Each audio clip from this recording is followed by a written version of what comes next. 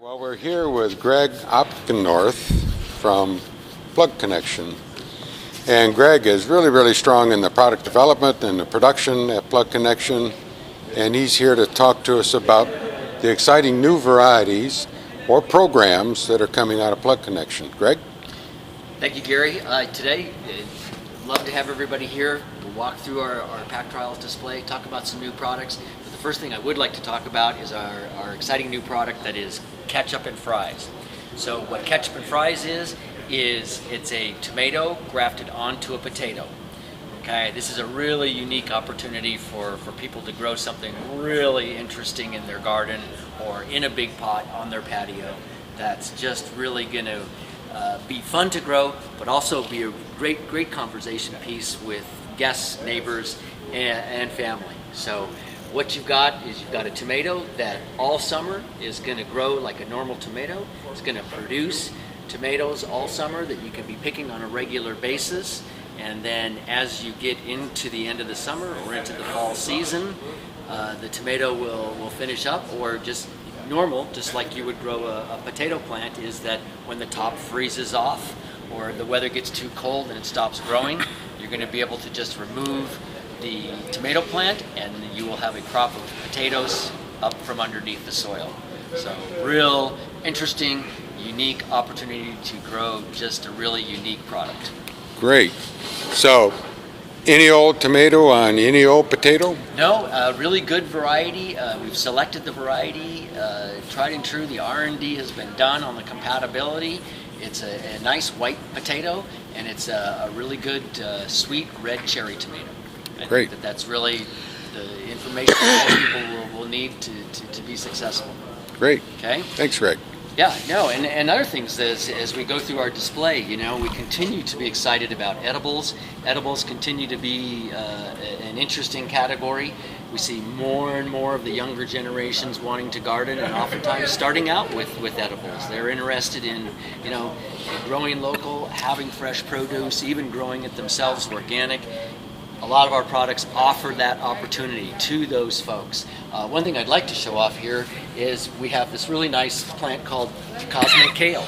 Cosmic kale is a variegated kale, does not flower, is very nutrient dense. So it's one of those things that everybody's looking for, the nutrient dense vegetables to keep us all healthy and happy. This is a great opportunity to have something that does that, but is also beautiful. This could also be combined in the garden with ornamentals, where people can maybe combine some flowering, but also with edibles. Kale is getting a lot of press as the healthy greens to eat. It is. Yeah. A lot of ways to use kale. Kind of the bitter flavor of most kales? I really like this one. I think this one is on the sweet side.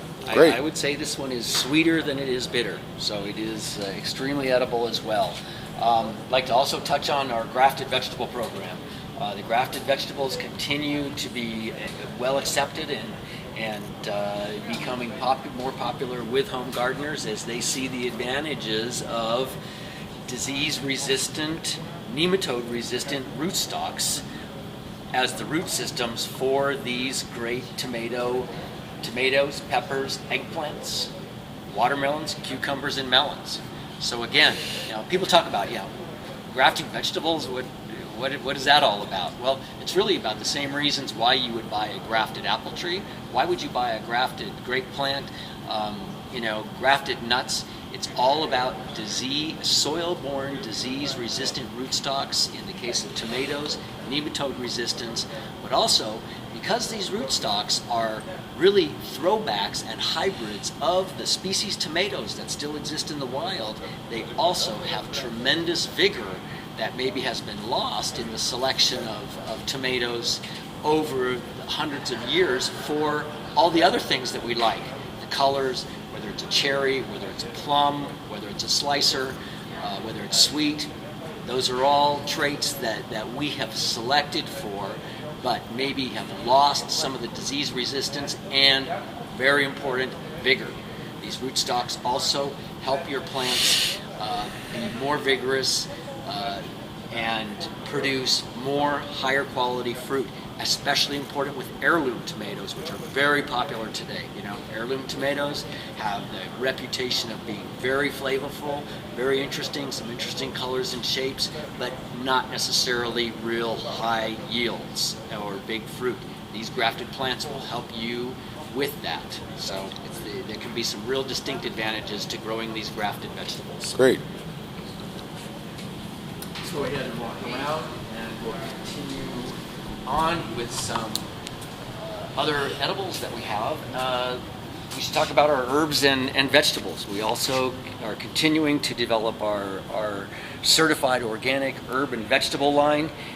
This particular group, these are actually all varieties of herbs that have been selected really for culinary use. These are all varieties produced by cuttings, so they're basically clones. A lot of them are from one of the country's largest herb farms historically, where they selected specific clones and specific varieties for the highly desirable flavors and aromas. So again, we actually keep stock plants of these so that we always have the cuttings available, and certified organic if people choose to or need them that way and choose to grow them that way and choose to grow certified organic. Also, we do produce a large line of seeded vegetables and herbs as well. Again, also certified organic if people need it. If not, can certainly be grown on conventionally. All right, now Greg, I see this assorted tray. Do you actually sell an assorted tray like this? We do actually sell an assorted tray. This can be a real advantage to folks who are doing dish gardens or putting together, edible container garden type combinations. So we do actually sell these assorted trays. They're beautiful, but gives people an opportunity to do some creative things. Yeah. Not have to buy 100 plants of something. They can get 6 varieties of 17 and put together some interesting garden combinations. You can see here are some results of the grafted plants. It's not real difficult with these grafted plants that have this tremendous vigor and disease resistance to get these really large size plants. One thing we also do is we've worked with this company to produce what's called the Enforcer, which is this big tomato cage, because with these big plants you need to be able to support them. I was just going to say, last year was the first year I've ever grown a tomato on my deck. That means a lot of years. And I couldn't find a tomato cage that size, for sure. This company actually makes extensions for this cage, so really? you can keep going. You can really work at getting them up there and have a lot of fun with it. Right? So, a few more examples of our grafted program. Another specimen plant. Come over here and talk about a few ornamentals that we do as well. We continue to work with the Mesa Magic Cyclamen program. We do grow young plants in multiple different plug sizes of all the major breeders, Morel, Syngenta, all the Schonefeld, all the larger breeding companies. We do their products for those customers that need them. Very, very nice plants. In today's world, we're all talking about plants that are maybe somewhat less demanding as far as watering. Certainly here in California, we all know that, especially recently, the last 4 years, we've had issues with water and are in somewhat of a drought type situation. These are some products that can really help people minimize the use of water, but still have the opportunity to garden and have really beautiful plants. A lot of different colors here, a lot of different textures, shapes, sizes. Really a fantastic group of plants that can be worked with. We do also sell these plants in these trays that are assorted as well. Again, people are regularly, building dish gardens and doing a lot of creative things with succulents to be able to enjoy them in a lot of different forms. Now, I'm, let's say, going new into succulents, and I want to plant up a lot of dish gardens, but I don't know what goes with what. Is it possible to get an assorted tray that said each row goes in each dish garden? So this is giving you the blueprint for it, and here are the proper plants to do it, because then I would want probably some crassulas, some sedums, some echeverias, what have you. Right. Our assortments will generally have a good assortment of 6 varieties that can be treated that way. You're going to have some varieties that are upright, some medium, some rosettes, and some creeping types of sedum and so forth. So generally that should not be a problem to build those kinds of dish gardens with these kinds of plants. One thing we should also mention with our succulents here, Plug Connection, you'll see in this tray, this is a sempervivum assortment. We also do a sedum assortment. We also do a delospermum assortment, where these are succulents for cold climates.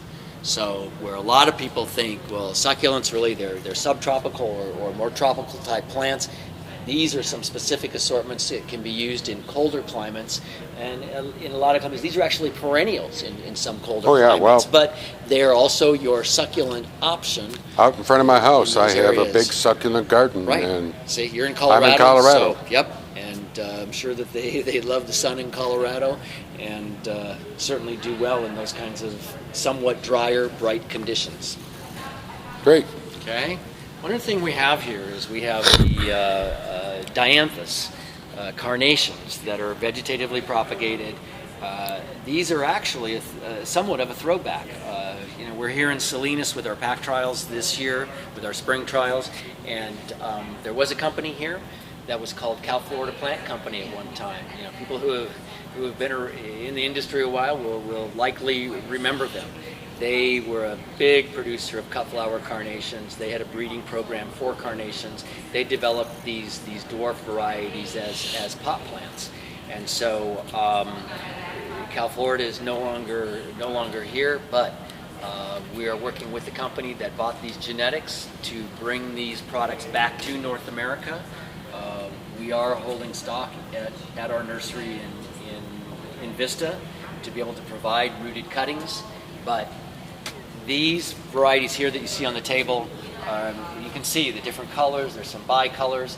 The white one is very fragrant. There are 11 varieties in the Fascination series. These are best for 4-inch pots. There are some unique colors here, right, and color combinations that I think could be used for different reasons. The white one has a great smell, so it definitely has the traditional clove smell of carnations more than some of the other colors. How great is that for St. Patty's Day? Right, and that's what I was going to say. I mean, is this not a perfect color for St. Patrick's Day? Yeah. So again, it's a matter of scheduling, a little bit of practicing with the production on them to get the scheduling down, but really great products. There are also 3 varieties. There's the red down here, and then these 2 varieties that are the Romance series, so 3 together. Here's 3 varieties that can be done in a bigger pot, 5.5, 6.5-inch pot. Great. So those are our highlights from the Plug Connection today, and thank you, Greg. You bet. As always, well done. Thank you.